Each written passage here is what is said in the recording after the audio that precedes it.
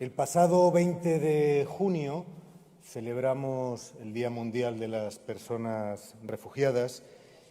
Asistimos a un acto con el Alto Comisionado de las Naciones Unidas. Las organizaciones sociales han desarrollado un conjunto de iniciativas. Ayer mismo en el Matadero pudimos asistir a una obra de teatro. Y hay una cifra escalofriante del balance que se nos presenta en este año de 2016, que son 65 millones de personas refugiadas en el mundo. Un récord absoluto en estas personas que viven una situación muy difícil.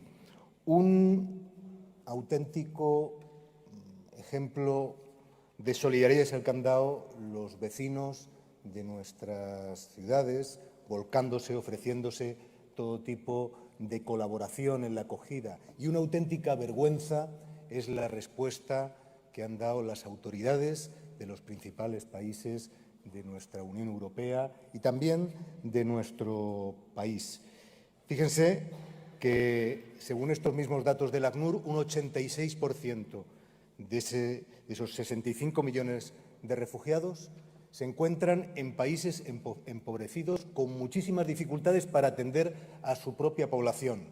Líbano prácticamente ha doblado su población, Jordania, por referirnos a la crisis actual en Siria, pero con la crisis del Congo fue Tanzania, o con la crisis de Afganistán fue Irán o Pakistán. Países con muchísimas dificultades para atender su población, las que han acogido a estas personas en su inmensa mayoría. Os pongo unos gráficos en la pantalla donde se refleja además de una forma muy directa que ni siquiera los compromisos asumidos por la Unión Europea y por el Gobierno español han sido cumplidos.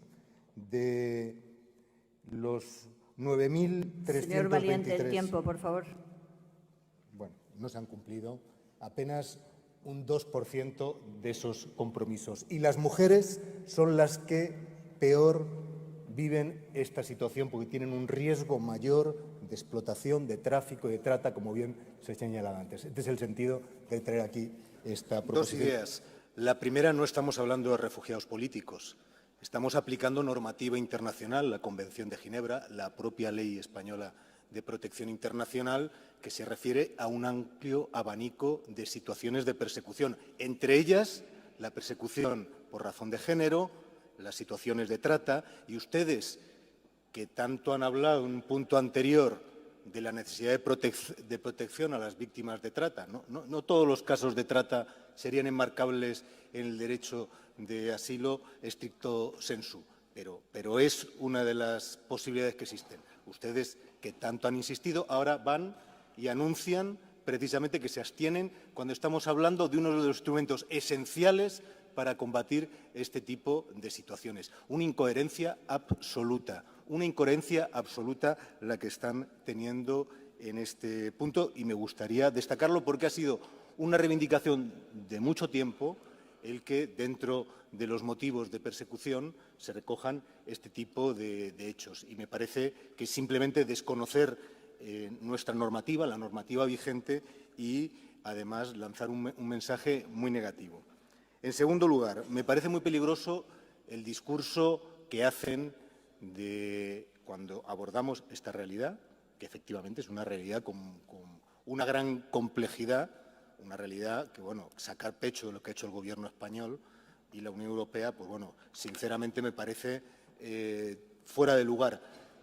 Pero me voy a centrar en el argumento que usted ha empleado de decir, oiga, sí, hablemos de los refugiados, pero también hablemos de las graves situaciones que hay en nuestra ciudad. Precisamente ese tipo de discurso está en la base del crecimiento de la xenofobia, del racismo en la Unión Europea. Estamos hablando de personas refugiadas. Hagan el favor, cuando abordamos una realidad que es tan compleja, que necesita de mucha sensibilidad, que estamos pidiendo que desde las distintas administraciones la tratemos como se merece, no mezclar las cosas y no fomentar ese discurso, porque ese discurso es el que luego provocan reacciones como la que estamos viendo en muchos países de Europa. Creo que es algo totalmente censurable y creo que deberíamos de descartarlo en nuestras argumentaciones y en nuestros discursos. Muchas gracias.